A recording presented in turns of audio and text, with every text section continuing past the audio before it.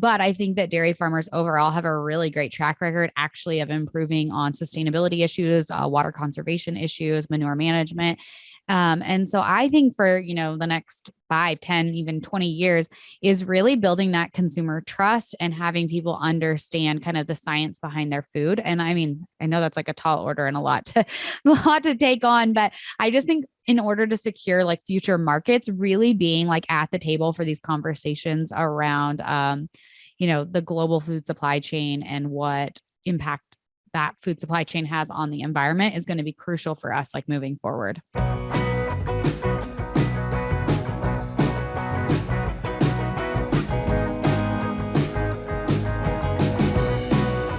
Welcome, everybody, to this episode of the Dairy Podcast Show. My name is Gail Carpenter. I'm the State Dairy Extension Specialist for Iowa State University.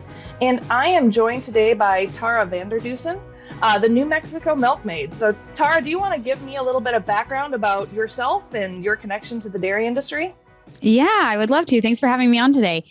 So I'm actually a 5th generation dairy farmer, and I say this all the time, but I just was like a classic rural kid who was like, I'm going away to college and I'm never coming back. Like that was just what I thought. So I went away to college and got my degree in soil, water, and environmental science. And during that time, I actually started dating my husband, and we got married, moved back to New Mexico after I got my degree. And he is also a 5th generation dairy farmer. So our parents dairy farmed. We grew up together just down the road from each other. And we dairy farm now with his family. He's one of 6 boys, and 5 of the boys are all on the dairy. So we dairy farm with his brothers and their families. And I actually kind of found a very natural role with my degree to be actually a dairy environmental consultant. So I have done that for about the last 10 years, is worked with dairies throughout New Mexico and the Southwest, working on state and federal regulations and permitting, water conservation, manure management, just kind of all of like the back end of the dairy, as I like to call it. And then about 7 years ago, I was a new mom, and I was online a lot, just like talking with other moms about, what you're feeding your kids and how you're transitioning to milk and all of those like new mom things. And I was just seeing a lot of misinformation about dairy farming online, especially in relation to like dairy's impact on the environment. So I started sharing online as the New Mexico milkmaid and creating kind of a platform of being able to share facts and information about dairy farming and dairy sustainability.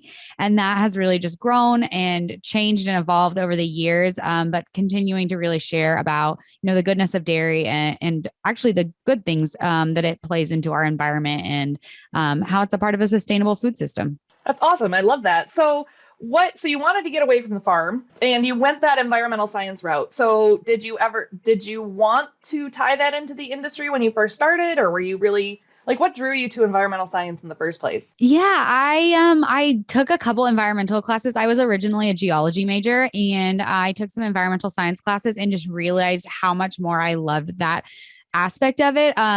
With like geology, it was just very like, for lack of a better word, just very rock focused, right? Like I loved environmental science, that it was like the soil, the water, like how things were more interacting with each other and like the systems.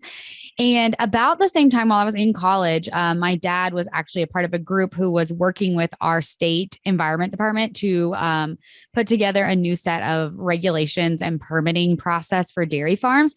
And obviously just very formative years when that was going on. And I remember going to some of those meetings with him at our, state capitol and realizing like it just felt like dairy farmers were talking a different language than the environmental regulators. But like, I was like, you guys want the same thing. Like, like I drink the same water as my cows do. Like literally it comes out of the same tank. Like we want to protect groundwater. I all want the same thing. But I just felt like they were just coming at it from such different directions. And so as I was getting this environmental science degree and then coming back to the dairy farm, it just kind of was like, light bulb, this makes sense. Like be a consultant and be able to help dairy farmers with this process and be able to talk with the regulators for them. And so I've always kind of seen my job as a liaison, actually, is just being that communicator between my client and the regulator. Yeah, no, that really resonates with me a lot. I think sustainability is such a buzzword, right? But there's the 3 pillars, the economic, the social, the environmental sustainability. And really, I think you're a perfect example because you said you're a 5th generation dairy farm. You want that dairy farm to be 6th, 7th, 8th generation. You want that farm to last for as long as, as long as humans are around, right? So yeah, I think that really, we do all want the same thing. And it seems like we spend a lot of time just kind of talking at each other, where it comes to consumers or regulators or whoever else and the dairy producers. So that, I like that. That sounds like fun. Yeah, it's not that it's challenges, but I've honestly really enjoyed it. And I feel like then it was a natural transition to go into like kind of sharing online. And again, being that like communicator role of being able to share what dairy farmers are doing with hopefully with consumers, just everyday practices that I don't think people realize that dairy farmers are doing to be more sustainable. And I mean, I agree with you. Sustainability is such a buzzword. Sometimes I feel like I say it like 1,000 times in one day, but I mean, it's just what people are talking about. And I'm sure there'll be a new buzzword. There already is new buzzwords coming around, but still something that's very forefront of people's minds and, products that they're choosing and food that they're choosing. So what does a day in the life of an environmental consultant look like? I feel like it just depends on what I'm doing. I feel like probably the most traditional role, like if, job that I do is a lot of environmental consulting that I do is out in the field, do a lot of sampling. I sample a ton of wells here in New Mexico.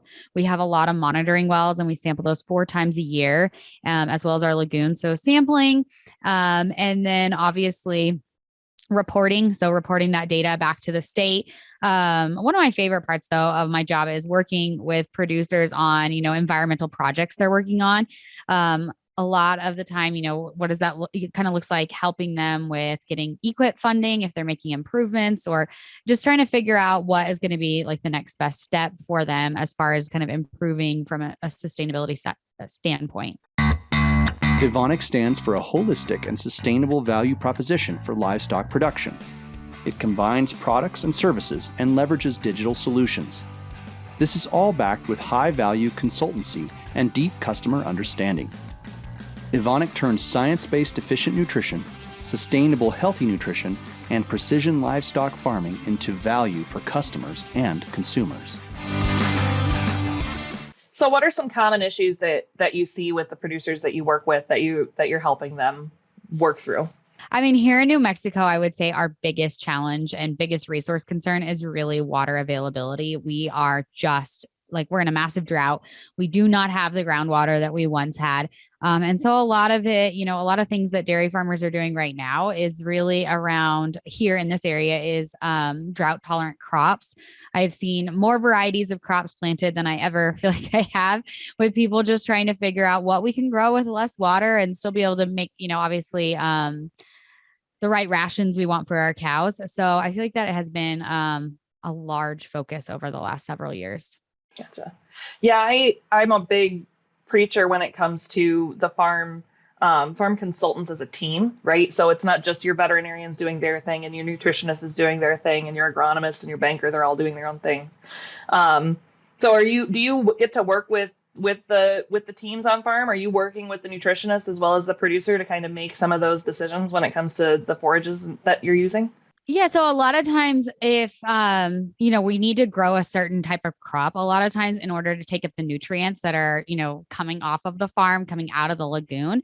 And so I don't always work directly with the nutritionist, but definitely the producer is going back to the nutritionist saying, okay, like this is kind of what we need to grow to take up nitrogen, but what do we need to grow for our ration? Like it is, you said, that whole system approach. And even working with the crop consultant or the agronomist, like I am not an agronomist, but I have to figure out where we're going to put excess nitrogen. Where are we going to put these nutrients out onto the fields that make sense for the crop, make sense for the soil.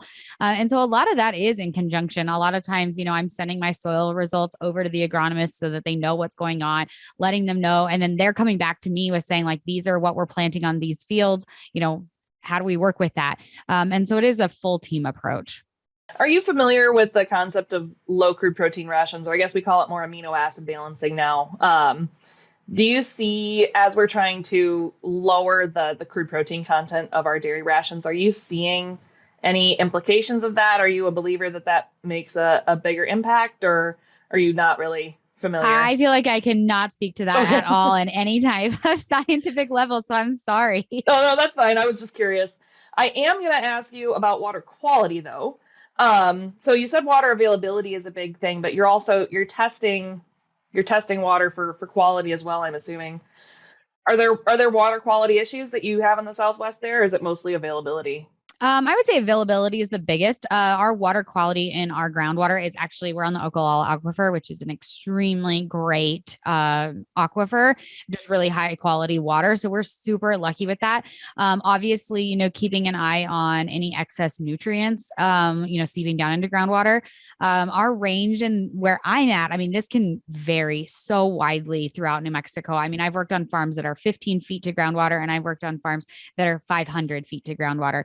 And so obviously you're going to be approaching your nutrient application differently in those two areas, and the concerns are going to be different. So yeah, those monitoring wells, are upgrading of the facility and downgrading of any potential source, and then keeping an eye on them. I always, though, am a firm believer that really, if you have an issue, you're going to see it in the soils first and foremost. So we sample to 3 feet. We sample every foot individually. And so you can kind of see how those nutrients move down throughout the soil profile. And so if you're having, nutrients moving from first foot to second foot to third foot, that is when the time is to make a change. Make sure you're not continuing to overload those soils, because once it's down in groundwater, I mean, if it's 300 feet down into groundwater, there's not as many options for making changes. And so really looking at that soil to me is absolutely crucial. Gotcha. So this is a little bit off the wall, and I'm not sure if it's something that you're thinking about a lot down there, but I'm sure you've heard of PFAS, the polyfluoroalkyl. Yes. I'm going to say it wrong. Very familiar with PFAS. Polyfluoroalkyl substances. There we go. I Googled it while we were talking to make sure I said it right, and then I still didn't say it right. But are you guys talking about PFAS down there? Are you concerned? And do you mind just kind of explaining that a little bit for those who might not know? So our next door neighbor is actually the dairy farmer who is out of business because of his, so it's an Air Force base that contaminated the water, and it obviously impacted his farm. We have installed water treatment systems on our dairy just to be safe. We test our water now for PFAS as well. But all of our cow drinking water, everything is gone through an extensive water treatment system. It is there. We could probably spend 2 days talking about the PFAS situation. But yeah, that's one of the things I have been consulting with for dairies here in this area for the last couple of years. A lot of it is just monitoring, making sure that that it's not, that the plume is not moving towards other facilities, and just kind of keeping an eye on things. Unfortunately, the Air Force has not done anything yet about it. But it's obviously a very complicated issue. It's not just our area. This is, PFAS is a problem across the country. But obviously making sure that our cows are getting the highest quality of water has been crucial for us. So it made a lot of sense for us just to go ahead and install treatment and be proactive about it. Yeah. It's really interesting to me, not to play the victim or anything here, but it's really interesting to me, like what industries get called out and versus not, right? Yeah. So for those that may not be familiar, PFAS are the forever chemicals. They're in like the nonstick pans and that sort of thing. And it's a manufacturing pollutant. And they just exist. They're just forever chemicals that just exist in the environment and are carcinogenic, right? Yeah. Yeah. And it's just, they just exist, and it's getting more attention, I think, recently, but you can't eat a burger because that's going to destroy the planet. But at the means, it's a little bit not to put words in anybody's mouth, but yeah, this was firefighting foam was actually where ours came from, as the Air Force would do test runs of firefighting, and they would use the foam is what contained the PFAS to put the fire out. Okay. And so that's where it came from. But it is really interesting, like the entire process when I have to sample for PFAS, like when we do check groundwater in the area, I have to wash my clothes in PFAS-free water. I can't wear deodorant, lotion, makeup, any kind of hair care products. I shower that morning before. I can't wear anything that is water resistant. Oh, wow. I can't have touched any kind of fast food bags. It literally, there's an entire list. It's if I know I'm going to be sampling for PFAS, it's a process in the morning, kind of even getting getting ready the night before washing my clothes. And so I test my water so that I know that my washing machine is PFAS-free water. Like it is kind of wild what all goes into the sampling of it. That's intense. So there's PFAS and all of those things that you listed then, basically. Wow. Anything that is like you said, like a nonstick pan or like the inside of like a fast food bag sometimes is lined. If you feel them, like it doesn't feel like cardboard. It feels like slick. Anything like that would be like creating kind of a barrier, basically. Oh, and this shows how much I've paid attention. I always thought that was like wax paper, but maybe wax paper has PFAS in it too. I don't know. I have no idea. That's such a good question. But yeah, a lot of skincare products, a lot of different things. And instead of like going through and seeing what has it and what doesn't, I've just gotten to the point I'm like, I'm sorry, I'm probably going to smell today because I'm not allowed to have deodorant on. And I just go for it. It's a nice excuse to like be low maintenance for a day though, right? Yeah, no, I totally, when I show up to sample and there's no frills at all, it is just there to do the work. So what do you think is are the next challenges that we're looking at as an industry? So we've talked about PFAS a little bit as one, but moving forward, what do you think as an industry in the next 20 years are going to be the big issues that we're going to have to contend with? Yeah. So I'll probably kind of come at this from my like social sharing standpoint of what I kind of see online and different things. And I really think that dairy has such a strong message, and for us to really get out in front of issues from now on, I feel like we've spent a lot of time on defense and really being on offense and getting like our messaging out there and what we know to be true. I think we've had the finger pointed at us a lot unfairly. I mean, I think there's room for any industry to improve. So I'm not saying we can't improve, but I think that dairy farmers overall have a really great track record actually of improving on sustainability issues, water conservation issues, manure management. And so I think for, the next 5, 10, even 20 years is really building that consumer trust and having people understand kind of the science behind their food. And I mean, I know that's like a tall order and a lot to take on, but I just think in order to secure like future markets, really being like at the table for these conversations around, the global food supply chain and what impact that food supply chain has on the environment is going to be crucial for us, like moving forward. We can't expect a place at the table if we don't take it for ourselves, right? Yeah. And I think that is a big thing. I think a lot of times, I feel like within the industry, there's often like joking of like, sustainability being a buzzword, like when is it going to go away, or, not wanting to really address it. And I think that the more we can address it up front, like it's almost like pointing out, it's like if you're in sales, one of the ways to sell a product is to point out your pain points and tell people why those shouldn't be pain points. And I think that's what dairy kind of needs to do, is really step up and say, okay, you have this concern. Let us tell you, let us address it. Let's get in this conversation with you before you've made up your mind about whether it's good or bad or whatever food you're choosing. And so I think that's kind of where we need to be at. So as an industry, we've made a lot of leaps and bounds when it comes to reducing the footprint of our product and making our product a lot more sustainable. And I think most of our audience is probably pretty convinced of that at this point. Although you can make an argument for that as well, if in a little pitch, if you'd like. But I guess I'm curious, we have made a lot of improvements, but there's still always progress that can be made. So what is the next step in making progress, and what should we be focusing on as like the next bottleneck in making our industry even more sustainable than it already is? Yeah, I think now is like a really exciting time to be in the environmental dairy space. There is so many things happening on like every end of the dairy.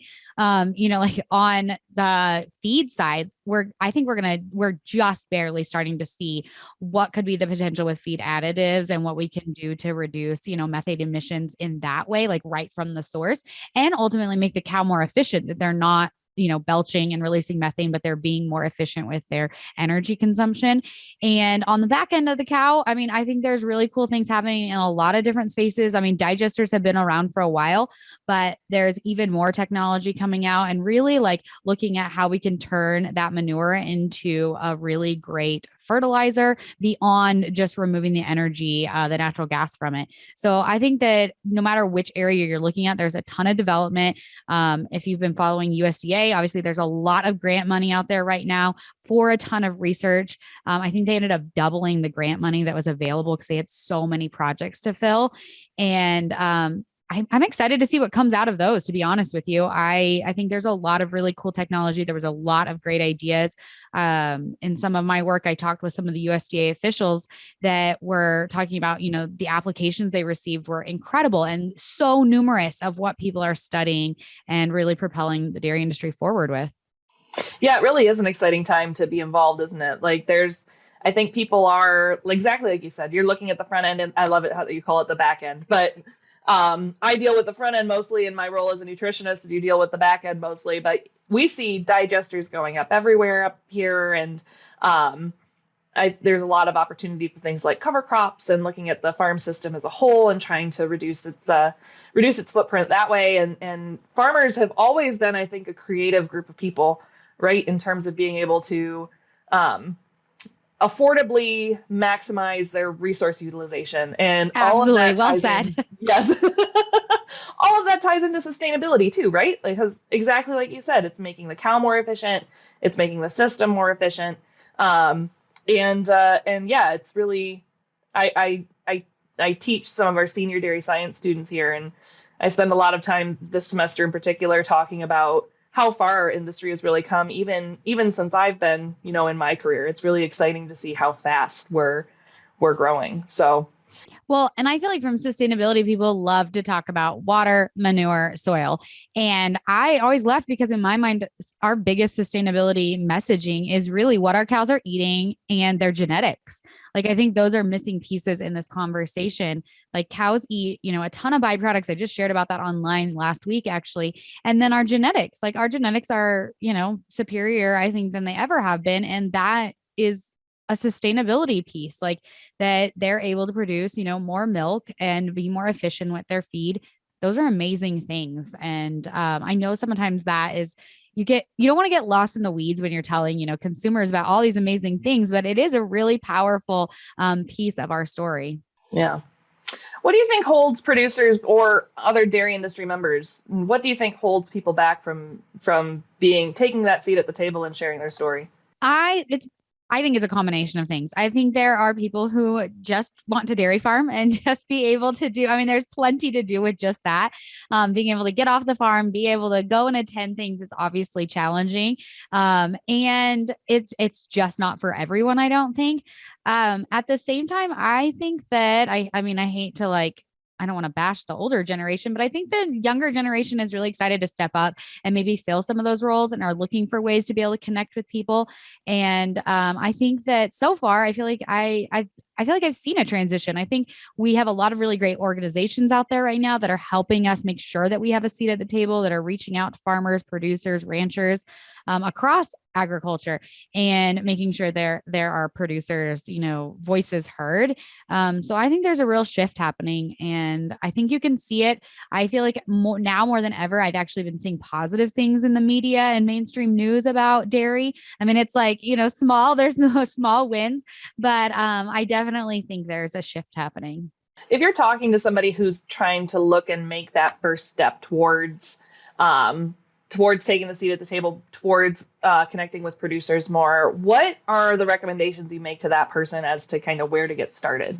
Yeah. So I feel like my biggest thing is always saying yes. Sometimes it's just as simple as saying yes. You think about those times that somebody in your community, reaches out and asks for the class to be able to come out to your dairy, or, for you to be able to share something about dairy. And it's so easy to say no, right? And just by saying yes, putting yourself out there in the simplest ways can have such a positive impact. And I really think that's collaboration between, allied industry and the producers being able to work together. I think about times that we have had tours or done interviews or done whatever, and it is so much more impactful when we're able to have our nutritionist or our vet or some kind of allied industry there with us to really back up what we're saying. It's not just us as the farmer, but these are the people and the resources that we're able to use and that are helping us with this. And so just kind of being able to collaborate and say yes to different opportunities goes a really long way. Yeah. Are there common mistakes that you see people make when they're interacting with producers? Are there pitfalls that you kind of warn people to step around? So, environmental consulting, it's kind of interesting because the company I worked for, a lot of times, the resumes we were looking at were I don't know. I just not always ag backgrounds, right? Like they were more environmental, little more environmentalist kind of attitudes, I guess. Not that that's like good or bad, but a lot of times this was their first time on a farm when we would hire someone.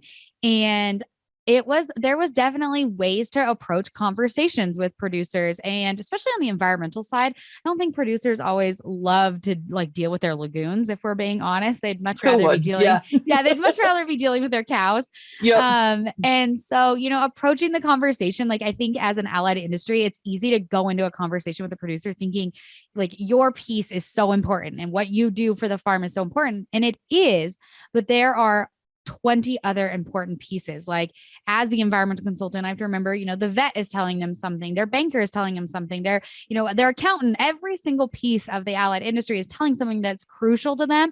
And so just approaching that conversation in that way of knowing like you're one piece to this entire puzzle, I feel like helped me have better conversations with producers, and just coming at it from a more neutral standpoint can be really helpful. And so just kind of like having people that are new to dairy understand all of the pieces of dairy was crucial for having a really good client relations. So I work in our animal science department here at Iowa State, and we get a lot of our undergraduate students that didn't grow up on farms, but they come in because they want to go to vet school or whatever else. And we kind of bring them into the fold when it comes to agriculture and animal agriculture as a whole.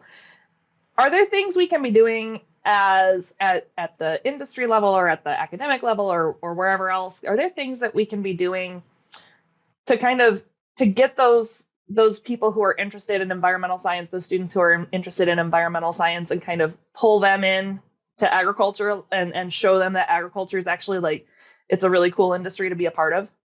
Yeah, it's funny you say that. I feel like one of the most often questions I get or comments I get from people is somebody being like, hey, my niece, my nephew, my cousin, my child, my grandchild is getting this like environmental science degree, and I want to show them that they can come back to ag. Like, how do we do that?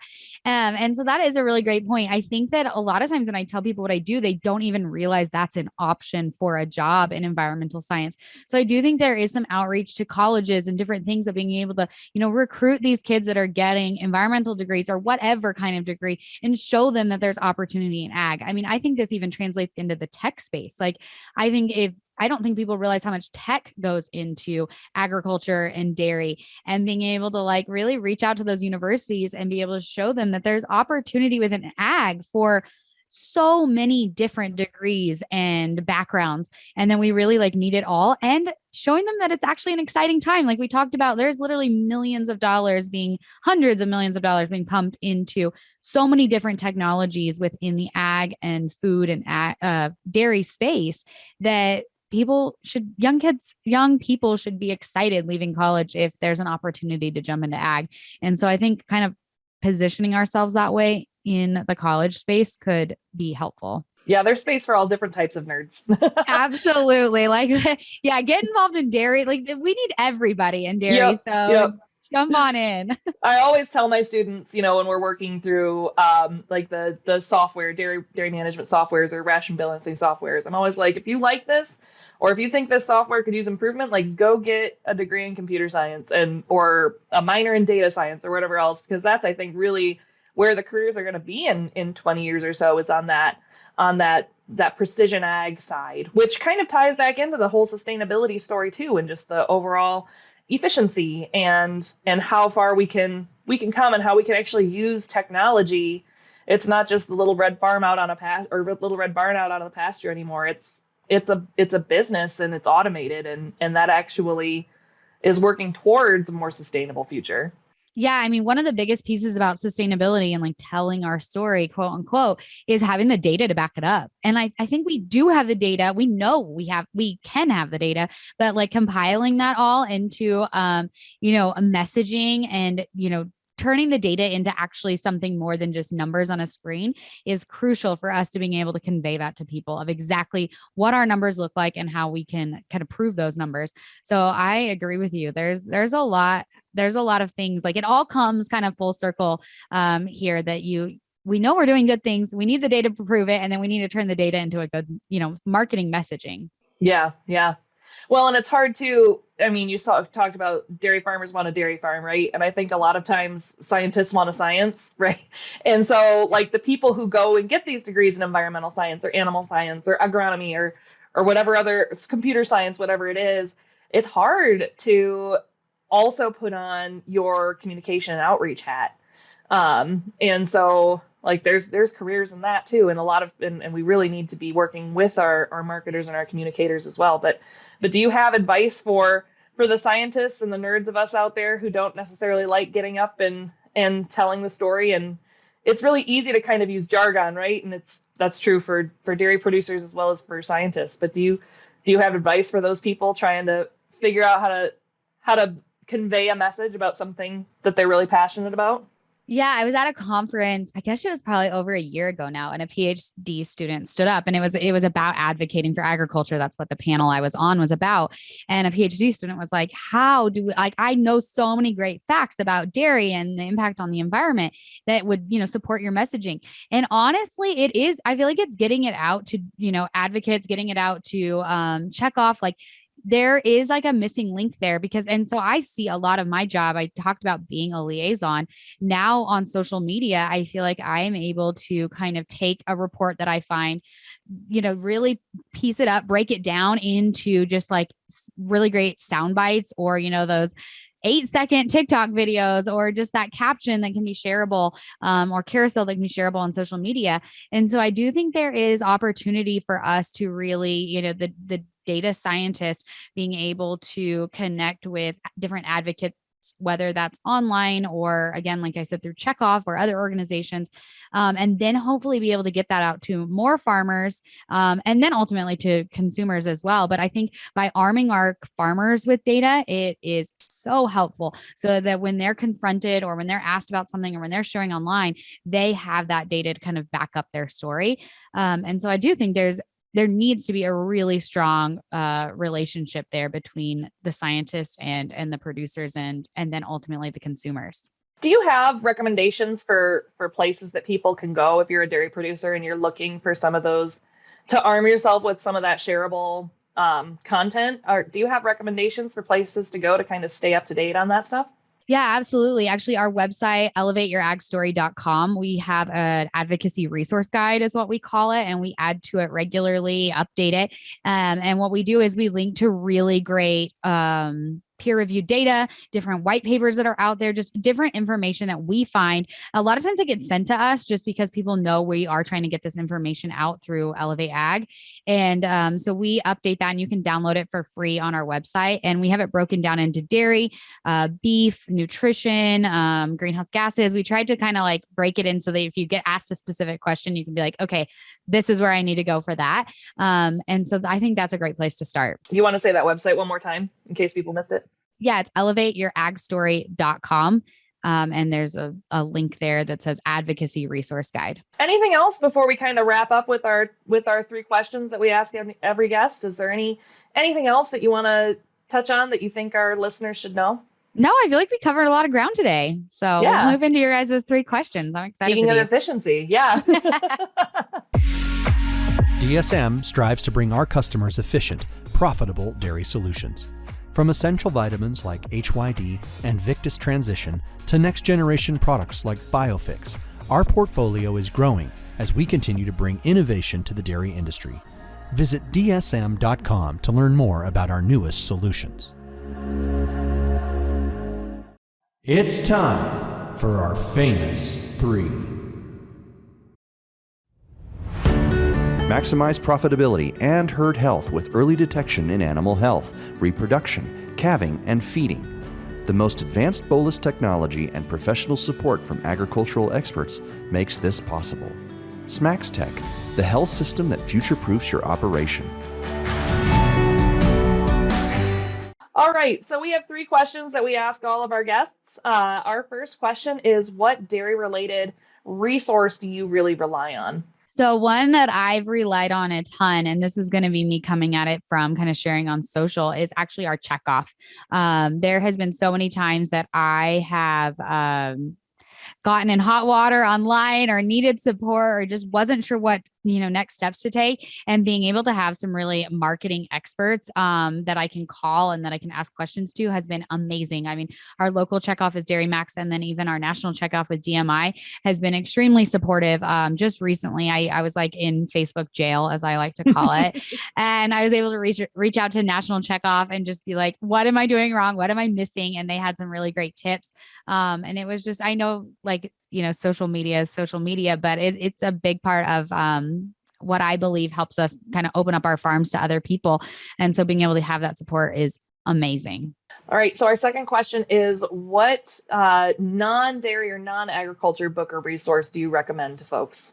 Oh my gosh. Well, I'm a podcast junkie. So I just like anything I can get my hands on in like the world of ag on podcasting is amazing. I'll give a plug for our podcast. Our podcast is Discover Ag, and we cover 3 trending news articles every single week. Just kind of what you need to know. And we put kind of a fun, little bit more like millennial twist on it. And it's from 2 female hosts' perspective. So if you're interested in podcasts, I hope you'll check out Discover Ag. All right.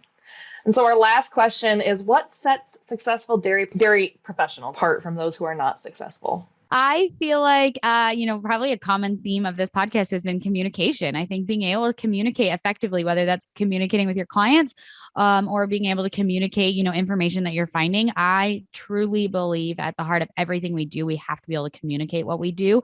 And so I would say just communication skills. Yeah, I love that. It kind of comes back. I'm at a land grant institution myself, and we talk about the three pillars of the land grant is not just the research and teaching, but also that extension. And I think that whether you're talking about a research program, an academic program, the dairy industry, environmental sciences, we can nerd out all we want about our favorite topic, but unless we're able to actually pass that on to other people, it's just kind of, it's what good is it, right? Yeah, so well said. I completely agree. I mean, we can all have information, but unless we're able to convey that to the people that need it and that we can support with it, you've got to be able to do that. So I agree. Well, thank you, Tara, for joining us today. And if people want to look you up on social or anywhere else, do you have a place for them to go? Yeah, you can find me on Instagram at @Vander Dussen. If you have any trouble finding that resource guide, you can DM me and I'm happy to send it to you. And you can find my husband and I both share on Facebook at The Milkman and Milkmaid. Well, thank you very much. We appreciate your time and insight today. Thank you.